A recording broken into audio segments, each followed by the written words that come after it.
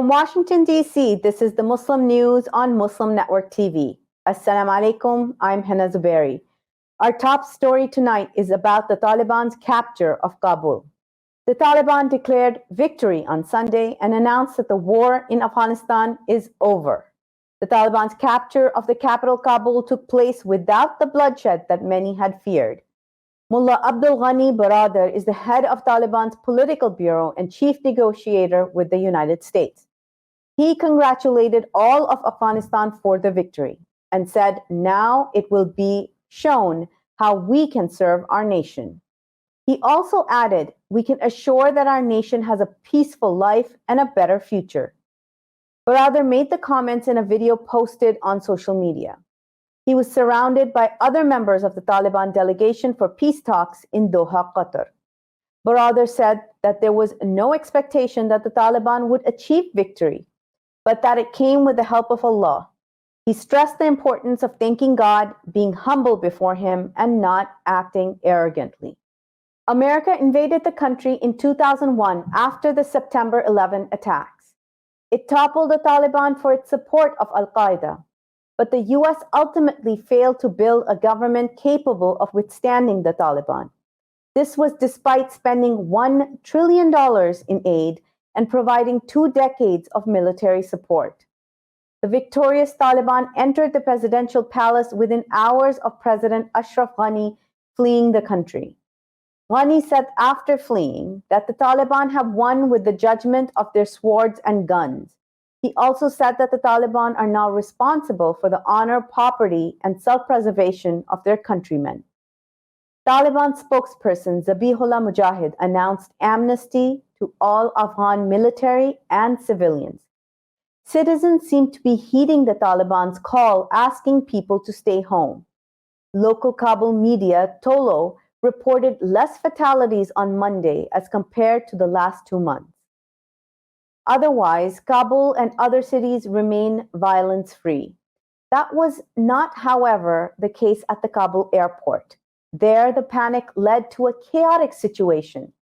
At least 7 people were crushed to death at the airport as crowds tried to forcibly enter planes. The desperate scene continues at Kabul airport. Many civilian flights as well as the airport were shut down due to the crowd. American allies are fearing retaliation from the incoming Taliban. The US sent 6,000 troops to the airport to ensure the safe evacuation of embassy staff as well as Afghans who worked as interpreters or in other support roles. Other governments, including France and Australia, had also organized chartered flights. The US government said Monday it had secured the airport. However, chaos still ensues. Witnesses reported American soldiers firing shots into the air to ward off crowds. A U.S. defense official said several hundred embassy employees had already been evacuated from Afghanistan. It also said that the airport remained open to commercial flights. Earlier, the U.S. had released a statement with more than 65 nations urging the Taliban to let Afghans leave the country. It warned of accountability for any abuses. Details on this and more in a report by Ali Khalaf and Saleha Farouk. Let's watch. This is happening all night and all day. Afghans are rushing to the Kabul terminal to leave Afghanistan. There are 500,000 plus in Kabul seeking shelter and relief. And others are still coming. Panic and confusion is all around. Taliban وارد شهر شدن. She is filming herself while warning others as she runs. The Taliban have reached the city. Escape while you can. She is out of breath but still concerned about other women. Hey woman, don't go that way. She warned some women not seen. She is Sahra Karimi, an Afghan film director and the chairperson of Afghan Film, a government body. She is a PhD. She has 114,000 Twitter followers, but she has no choice but to run. The Taliban is assuring that there will be no retribution, not even to the Afghan military, but people are still panicking.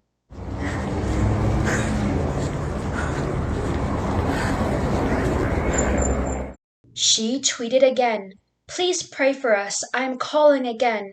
Hey, people of this big world, please do not be silent. They are coming to kill us." She seems to be at the airport now. She tweeted early morning on August 16th, 2021. "We couldn't go. We're still in Kabul." Seeing the scene at the airport, the crowds and the pleas of the people and the fact that no one was flying in the air was sad. Morning arrived at the airport as she tweeted, "It is morning, a morning that is darker than a dark night. Morning full of despair, morning with a world of pain." She is not alone. There are 500,000 Afghans sitting on sidewalks, under trees, in mosques, and in makeshift tents. They have lost their homes to bombing. There is no government to feed them, while still others running to the airport terminal, hoping they can fly out of this nightmare. She tweeted as the day coming to a close again at Kabul airport, "We are alone, without shelter, without hope, without a single good news."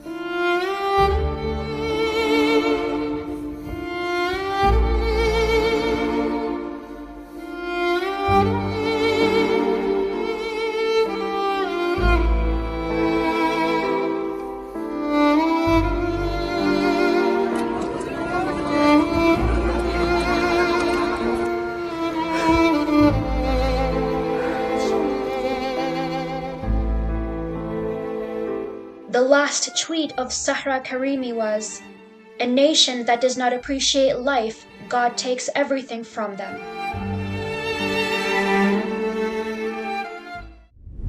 China is ready to deepen friendly and cooperative relations with Afghanistan. A government spokeswoman made the statement after the Taliban seized control of the country on Sunday. Beijing has maintained ties with the Taliban throughout the U.S. withdrawal from Afghanistan. A top-level Taliban delegation led by Mullah Abdul Ghani Baradar met with Chinese Foreign Minister Wang Yi in Tianjin last month. They promised that Afghanistan would not be used as a base for Uyghur militants. In exchange, China offered economic support and investment for Afghanistan's reconstruction. On Monday, China said it welcomed the chance to deepen ties with Afghanistan. The nation has been coveted for its geostrategic importance by bigger powers for decades. Here is Hua Chungying, the Chinese Foreign Ministry spokesperson. 阿富汗塔利班方面呢，多次表示希望同中方发展良好关系，期待中方参与阿富汗重建与发展，绝不允许任何势力利用阿富汗领土做危害中国的事情。我们对此表示欢迎。 China shares only a rugged 47-mile border with Afghanistan. China's ally, Pakistan, however, shares close to 1,400 miles of border. Hua also called on the Taliban to keep its promises to establish an open and inclusive Islamic government. China's embassy in Kabul remains in operation.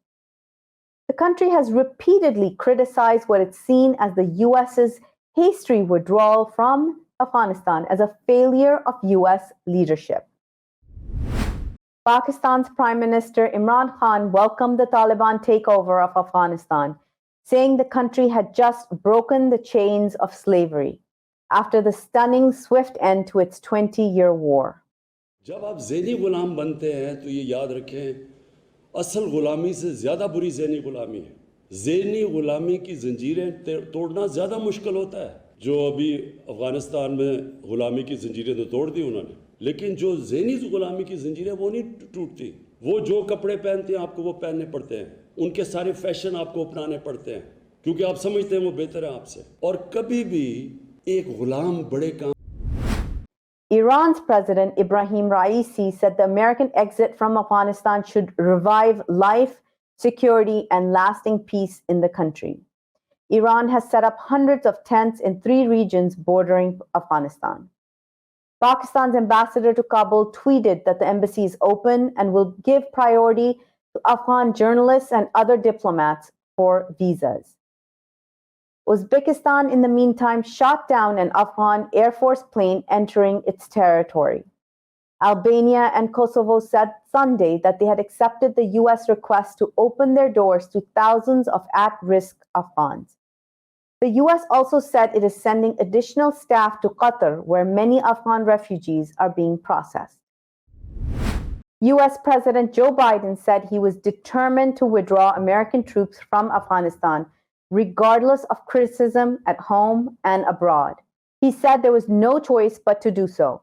He also said he would not pass this war on to another president. About 300 Afghans gathered outside the White House with signs reading, "Save Afghanistan." They carried placards saying, "America betrayed us, and we do not trust the Taliban." Biden said, "I stand squarely behind my decision," in a speech at the White House Monday. "After 20 years, I have learned the hard way that there was never a good time to withdraw."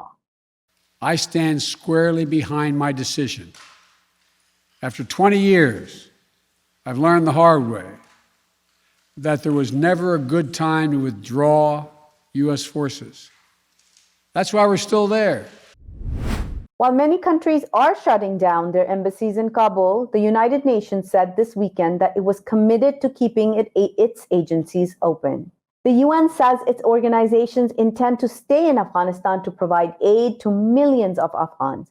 Kabul is currently overflowing with people who have fled Taliban offensives in other parts of the country. The UN has about 300 staff members on the ground in Afghanistan. UN Secretary General Antonio Guterres, however, raised the terrorism alarm addressing the UN Security Council. I appeal to the Security Council and the international community as a whole to stand together, to work together and act together, and use all tools at its disposal to suppress the global terrorist threat in Afghanistan and to guarantee that basic human rights will be respected.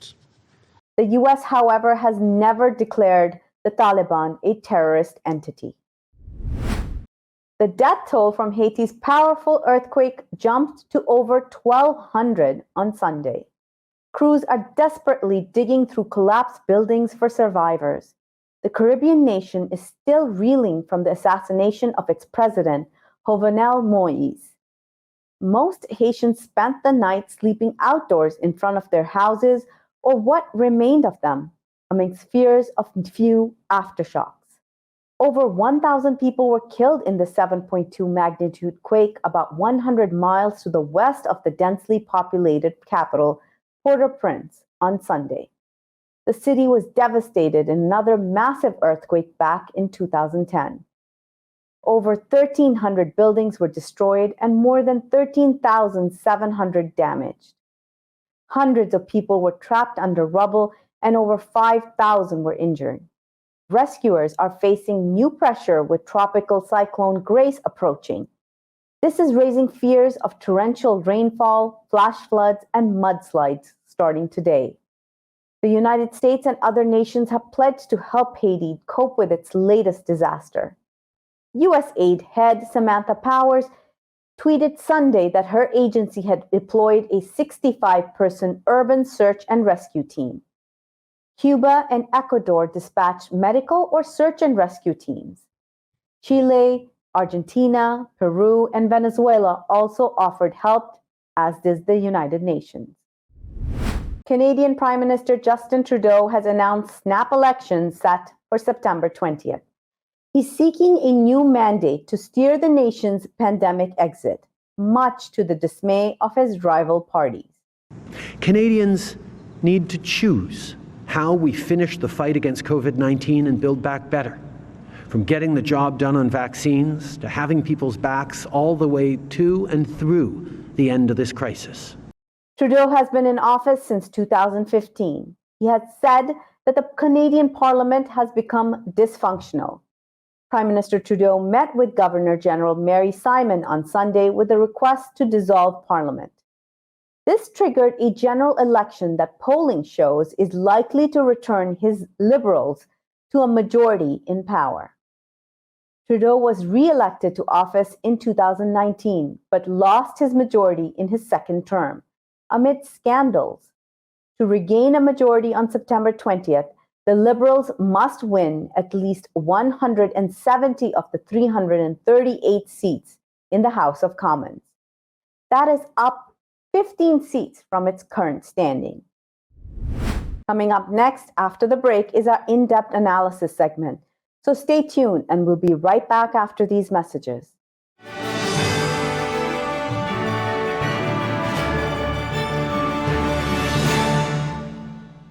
If I could be you, and you could be me for just 1 hour. If we could find a way to get inside each other's minds. Walk a mile in my shoes. Walk a mile in my shoes. Well, before you abuse, criticize, and accuse. Walk a mile in my shoes. Despite the development of a COVID-19 vaccine, millions around the world will not have access. We need a vaccine that's free and available to everyone, everywhere. It's time for a people's vaccine.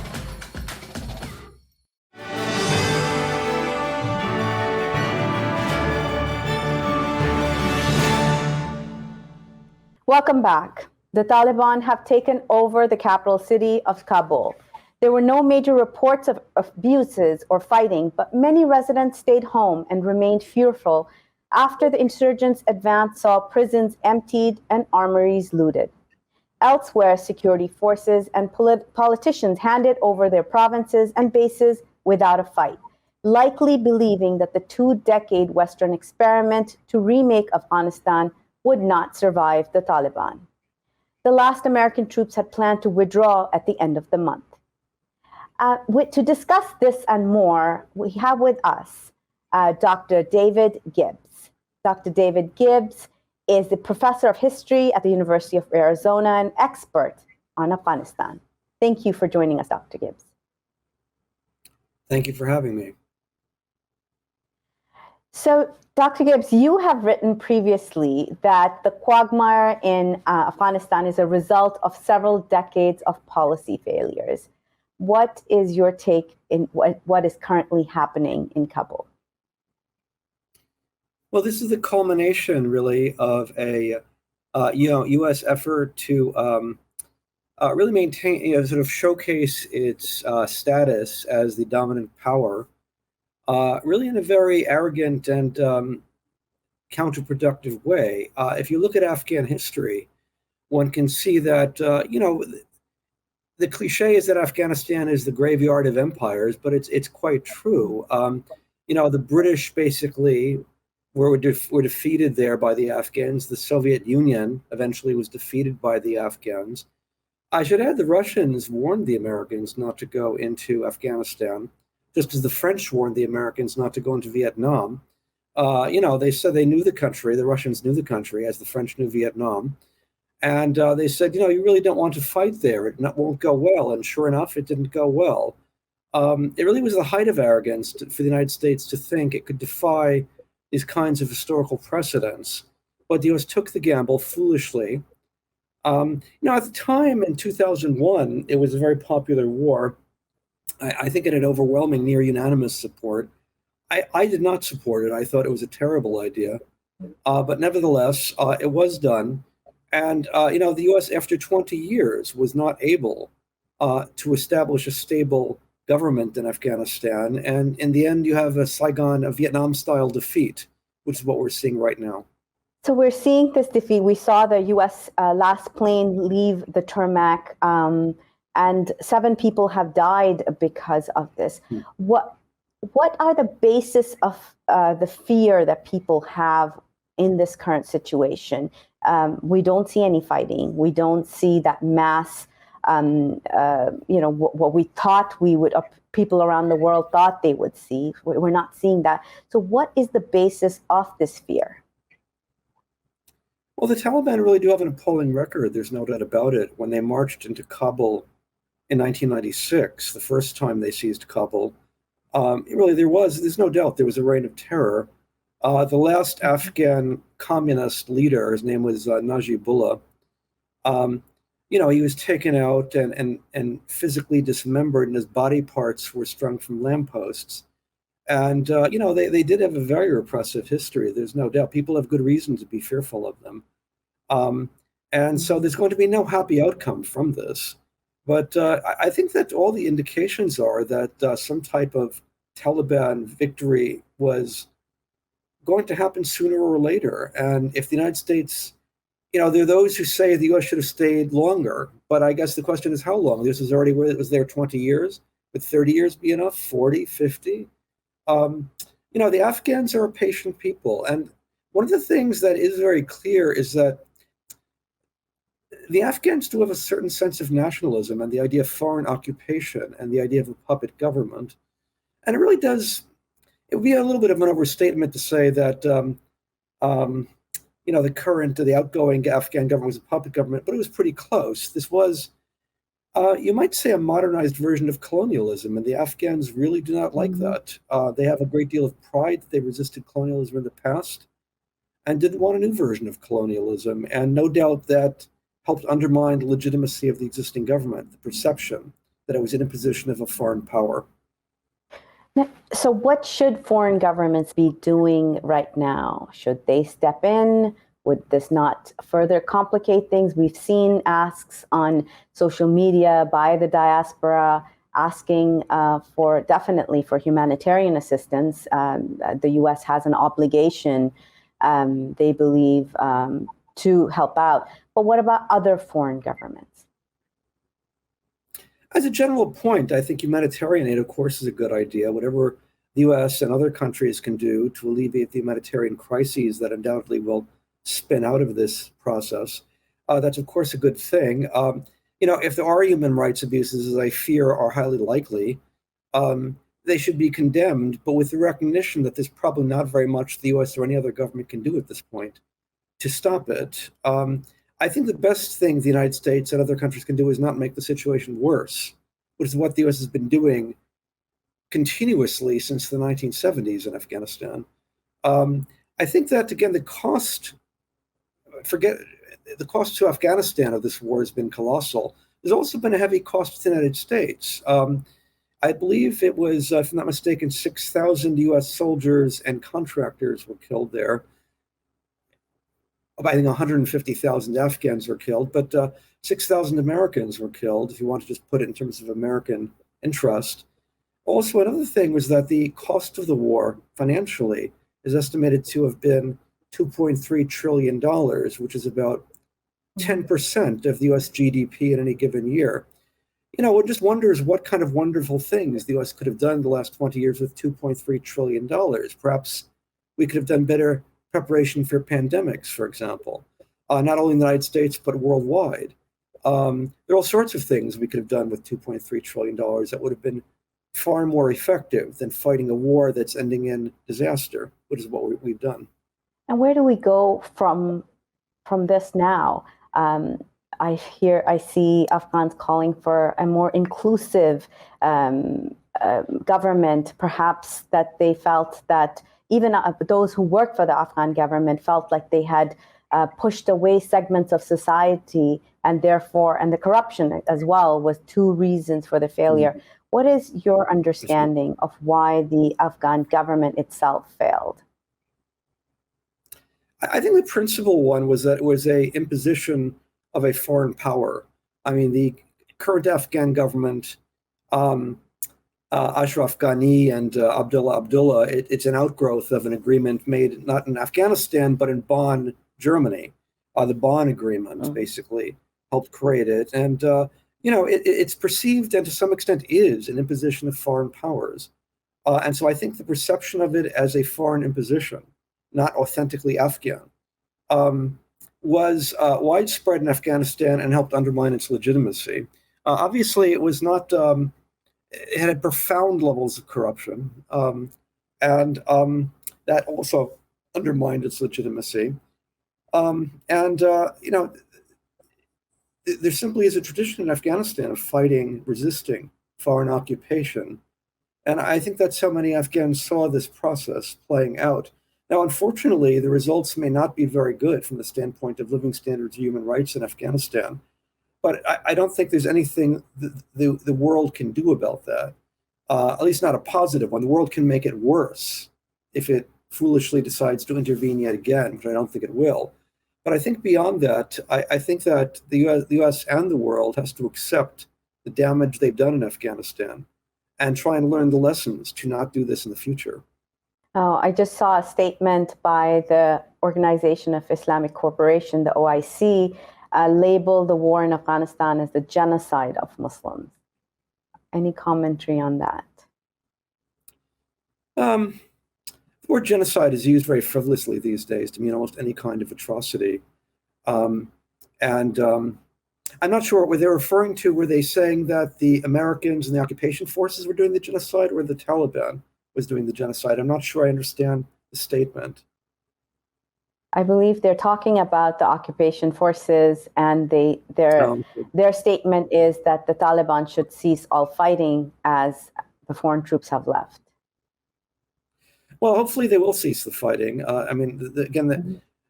It's possible the Taliban in 20 years in the opposition has changed and has moderated its policies and will use less extreme measures than they have in the past.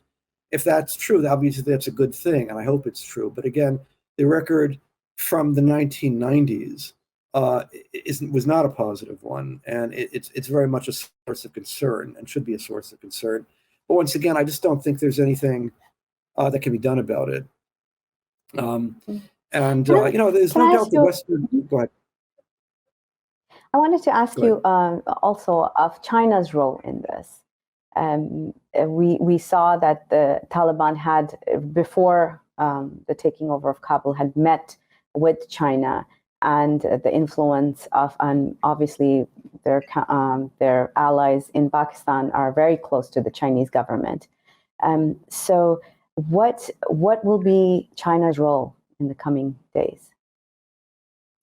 Well, I mean, there's a widespread assumption China's role will simply increase in Afghanistan as the Americans have been discredited. Really, the Americans have been humiliated. It's a tremendous blow to American power in the region. And naturally, China will try and fill the vacuum left by the United States. That's what it's inclined to do. One could say it is more of an interest in Afghanistan, since Afghanistan is close or reasonably close to China. It is a very small border near the Wakhan corridor in Badakhshan. China has a long-standing involvement, not a positive one, I should say. In the 1980s, it was heavily involved in cooperation with the US and Saudi Arabia, arming the Mujahideen guerrillas, who later morphed into the Taliban in the 1990s. So there's a long history of Chinese involvement here. So stepping back, and we're going to go back to this. You had talked about humanitarian aid and human rights abuses in Afghanistan. And this is an excuse that was often used. The Muslim woman and the saving of the Muslim woman is often used as an excuse for intervention. Do you think, and I hear those drums beating again, when you observe social media, what is going, I would like to, you understand this, you've been studying it, following it. What is your analysis on this? Will it be used again? And how has it been used in the past? Well, let me start off by saying the American decision to overthrow the Taliban in 2001 was a humanitarian disaster. And the reason I say that is the Taliban had established a form of peace in Afghanistan. It was a repressive and unpleasant peace, an ugly peace, really, but it was close to peace. They controlled over 90% of the country. There was just a small rebellion in the northeast of the country. And they had almost reunified the country. And the United States, by overthrowing them, reignited the war, producing a 20-year war that, by conservative estimates, has killed well over 150,000 Afghans, with disastrous consequences for even those who survived. And so you might say overthrowing the Taliban were bad in the 1990s, let's be clear about that. But overthrowing them has made the situation worse. There's the American phrase, out of the frying pan and into the fire. That's exactly what the United States did when it overthrew the Taliban. So, this was presented as a war for human rights, particularly emphasizing women, the rights of women, and so on. In reality, I think that's always been a cover. I really see human rights very much as being a cover for great power interest, for sort of selfish great power interest, which is, I think, what it was. I think ever since the ending of the Soviet Union in 1991, the United States has been looking for some other justification for US power. And things like human rights has been a major source of justification, something to replace fighting communism is, protecting women from persecution, protecting minority groups from persecution, stopping genocide, that kind of thing. But again, I think the results have been detrimental to human rights in the most extreme way possible. And I think right now we're seeing the results of that. I'd love to carry on this conversation on intervention and human rights, but I know you have to run. So thank you so much for your time and your analysis today. That was Dr. David Gibbs of the University of Arizona, analyst and professor of history. Well, we're going to take a quick break before we get into our next analysis segment.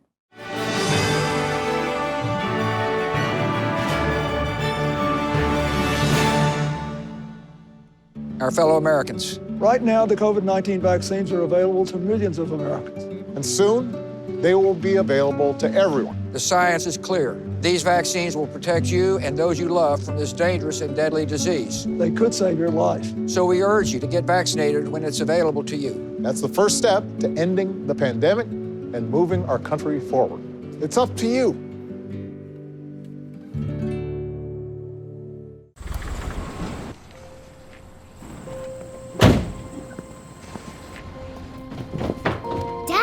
They took over my bedroom. Come on, come on. Okay, Dad. 1, 2, 3.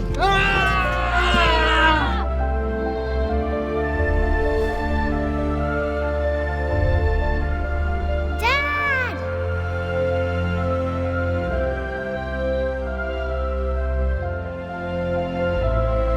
You saved me. Dad?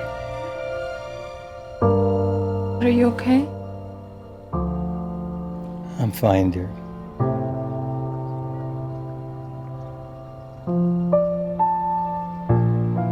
Your hero needs you now, and AARP is here to help. Find the care guides you need at aarp.org/caregiving.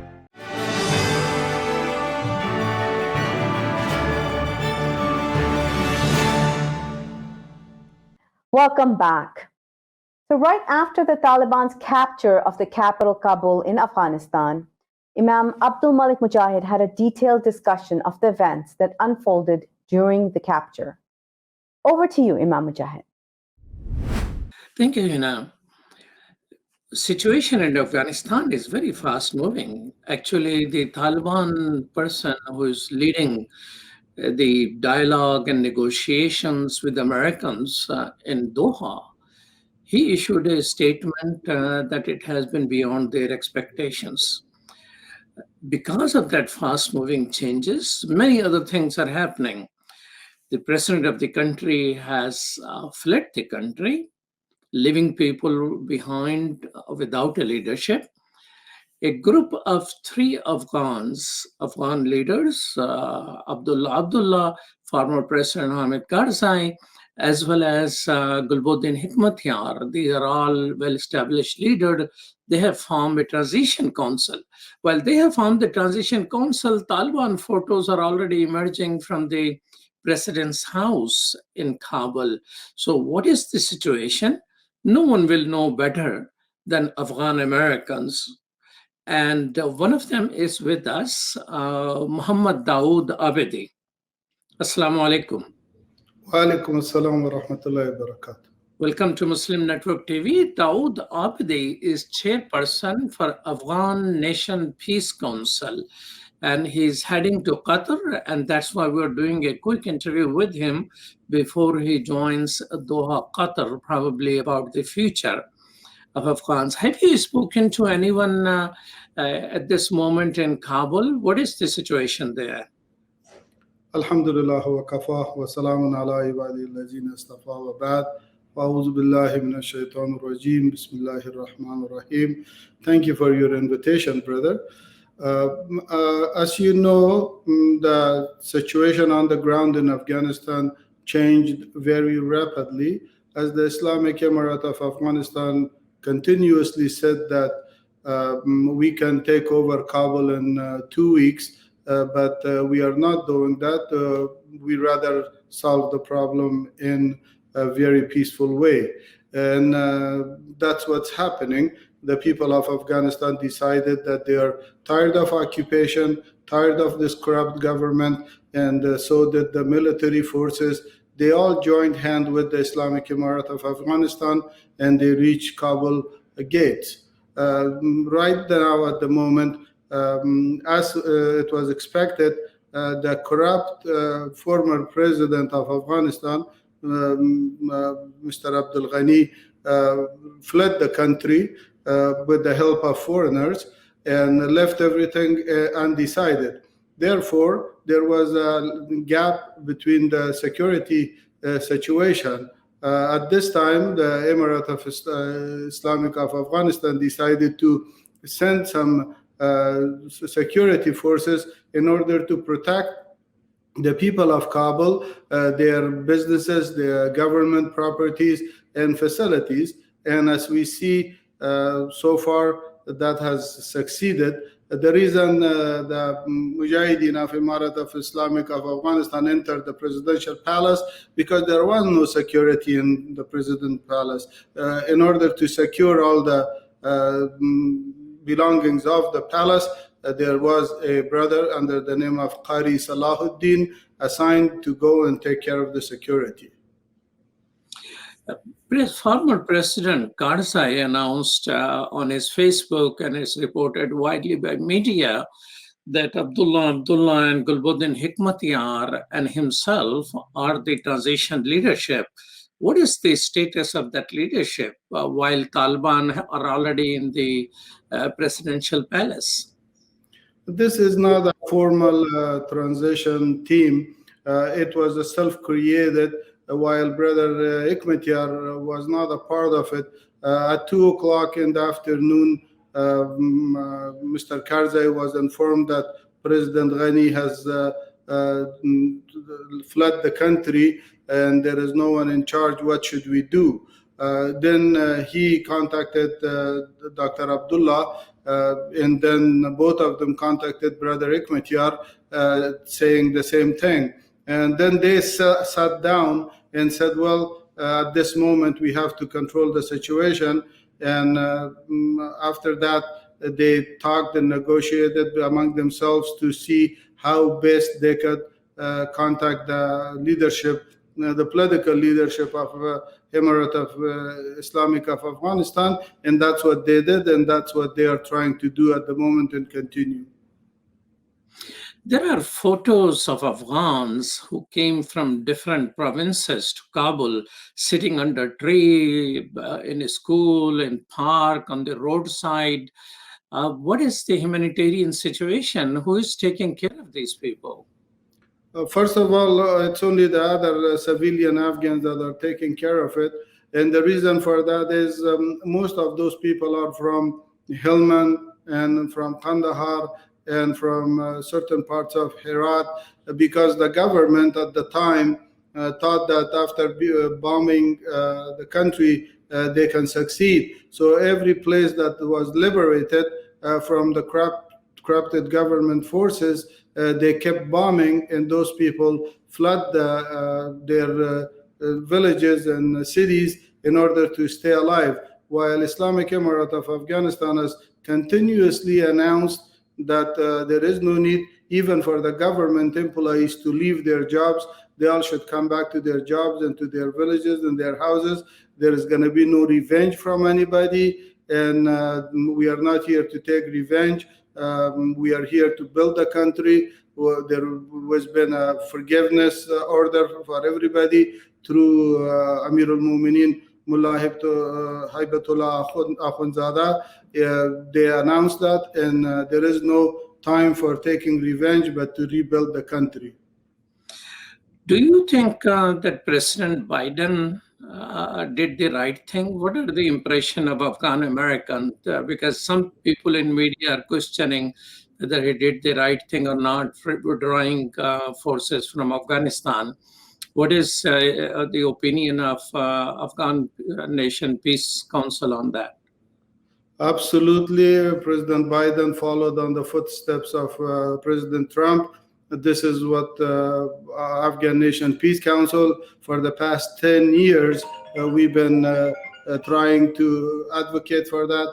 I personally and my council, which was established 10 years ago in 2010, this is what we were saying at the beginning. We had negotiations at the time and then through the years with the U.S. administration, with the U.S. peace envoy, with the Emirate of Islamic of Afghanistan, with the Kabul government as well. I personally went to Kabul for many, many times. I talked to all the higher ranks of the government and offered the best solutions that is possible. But unfortunately, they were not interested in peace.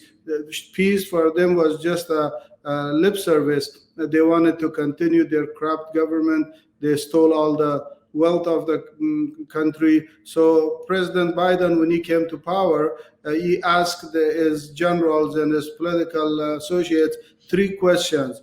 How much more time should we stay in Afghanistan? How much more money should we invest in there?